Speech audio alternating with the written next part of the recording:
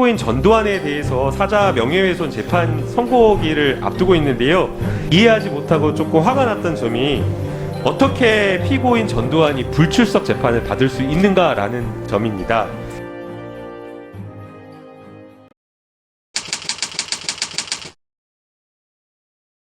예, 광주지방법원장님께 좀 질의를 드리고 싶습니다. 네.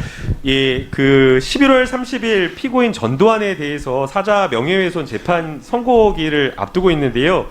재판 진행 과정에서 여러 가지 사고가 발생하지 않기 위해서, 그리고 공정한 재판을 통해서 역사적인 어떤 사법적인 어떤 정의가 이루어지기 위해서 굉장히 노력하시고 있는 것으로 알고 있습니다.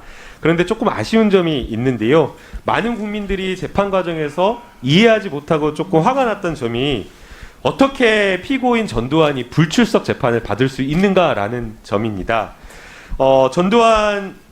피고인 전두환은 알츠하이머, 고령이다라는 등의 이유로 출석을 거부를 하였고, 여기에 대해서 재판부에서는 불출석을 허가하면서 피고인의 권리 보호에 지장이 없다라고 이렇게 판단을 하면서 불출석 재판을 했습니다. 그러나 올해 초에 보도된 내용, 지난해 말에 보도된 내용을 보게 되면 건강해가지고 골프를 치는 영상도 나오고, 심지어는 12.12 정말 역사에 큰 죄를 지은 그런 사건을 자기네들끼리 기념한다라고 하면서 술자리, 식사자리 하는 그런 자리까지 나가는데 법원에 출석하지 않는 그런 모습을 보였는데, 여기에 대해서 재판부가 구인장을 발부하거나 불출석 재판을 불허하는 그런 것들을 했어야 되는데, 그런 부분에 대해서 좀 아쉽다라고 생각이 됩니다.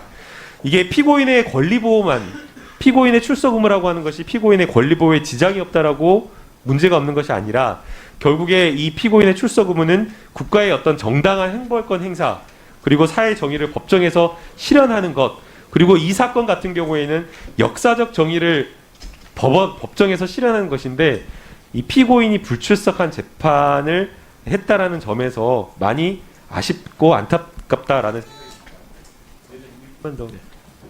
이제 아마도 재판부에서는 피고인을 배려해서가 아니라 피고인이 출석했을 때 오히려 충돌하거나 안전상의 문제가 있어서 광주 시민을 보호하고 재판의 원활한 진행을 위해서 하기 위해서였던 것으로 생각이 되지만, 그럼에도 불구하고 좀 아쉬웠다라는 그런 생각이 들고요.